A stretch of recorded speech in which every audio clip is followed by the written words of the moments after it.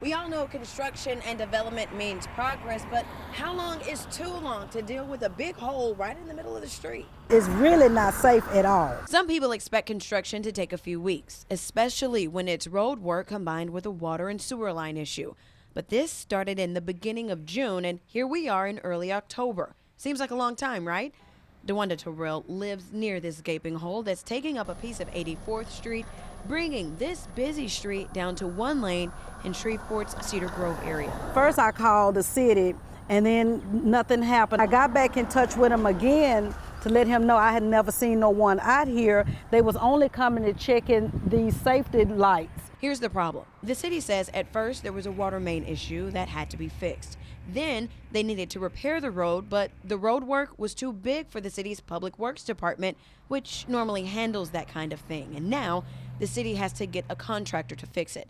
But folks who drive in this area say this is a huge headache. You got traffic that's bagged up down to the corner because you got to let this traffic come through. I have to park across the street till it slows down and then, walk to my house. DeWanda says it took so long, she thought the city just forgot about the project until she started making calls. All our streets should be fixed, at a good timing and not just start on it and then just leave it. But since she's moved in a month ago, she says she'll continue making calls until it gets fixed. Now we just waiting to see if this project is going to be finished because this is a hazard. Keristen Holmes, KTBS 3 News.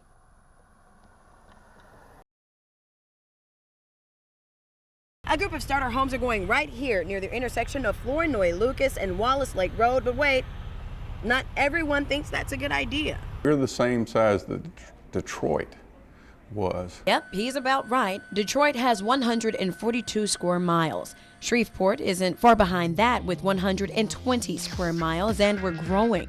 Most recently, the city approved the annexation of Lucian Fields for a new community. Our annexation policy right now is I want to do what I want to do when I want to do it. In religion, we call that sin. In economics, we call it sprawl. Annexation, or sprawl, is when we take a piece of land that wasn't originally in the city limits and graft it in, giving it city services like trash and water and sewer. Where's the harm in that? Murray Lloyd is a local political observer who says the city should be focusing on fixing its already existing problems, like our streets and water and sewer system, but instead it's creating more. Nobody's going to come here knowing that they're not going to be able to drive on the roads or drink the water or flush their toilets. We continue to allow it to be cheaper for developers to develop green fields rather than to redevelop brownfields. What they count on is nobody's paying attention.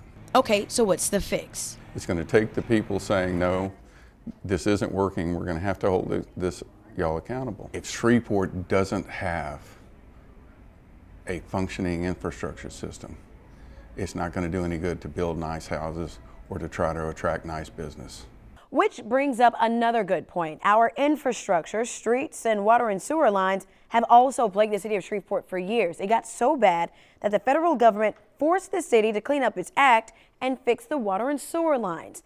That resulted in everyone's water and sewer bills going up. So what's the latest on that? And where are we with meeting the Fed standards? We'll follow that story for you Thursday at 4 right here in our news hour. You won't want to miss it. For KTBS 3 News, I'm Keristen Holmes. I thought it was a truck, and I turned and looked up, and the car was in the air. That was back on October 6th when 71-year-old Jesse Bradbury, who was headed to a national night out event at A.B. Palmer Park, died in a car crash police say was caused by Keontae McGee.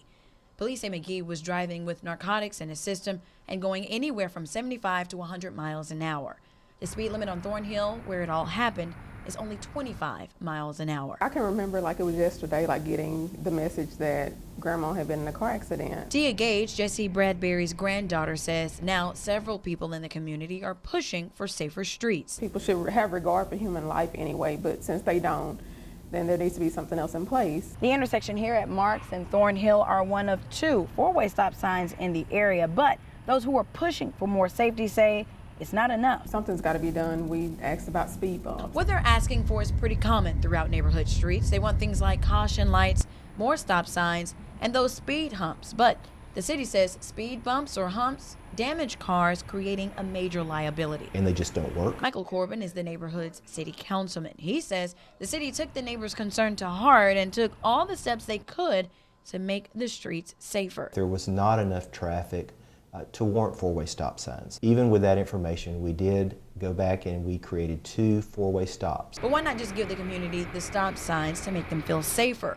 Corbin says they tried that in other neighborhoods. People are actually driving faster because they're either avoiding the stop signs or they're driving quickly between four-way stops. The way you say to critics who say that, the city isn't caring about the little guy, the poor, lower income community. What do you say to that? Well, traffic issues and safety, they aren't black or white. But that still leaves Gage, like so many of her neighbors, wanting more. If the city doesn't do a thing else to fix the issue, what are you guys going to do? We're just going to have to keep fighting. Keristen Holmes, KTBS 3 News.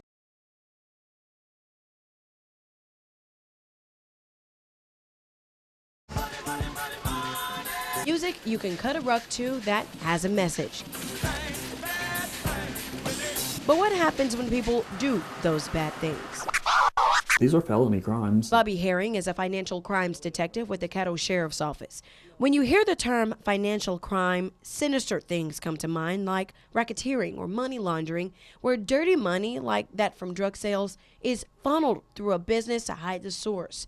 Those are definitely issues, but Herring says there are a lot of smaller scale cash crimes plaguing our area. Print counterfeit checks, they print counterfeit money. They use identity theft rings and credit card rings to steal lots of money. He also says crooks are getting more creative with how they do their business, whether it's drug dealers, thieves, or businesses paying illegal workers off the books. If you steal money and you put it into a bank account or you set up a bank account, we have access to that. Carrying cash and keeping it in secure places is easier for criminals to operate. Keep it in duffel bags, keep it in their vehicles. We see a lot of that to avoid some of the common things that we do to catch them. And that's why there's a push to limit cash in circulation, especially big bills like 20s, 50s, and 100s that criminals use. Some economists say if cash is used less frequently, like for smaller transactions, that could be a big help. Then there are people who make their own cash. Most bills have been redesigned with watermarks and high-tech inks, but Herring says to be alert when you get cash and always check to make sure it's legit. There's a color shifting ink. That's one of the quickest ways to know. So you don't fall victim to the... Keristen Holmes, KTBS 3 News.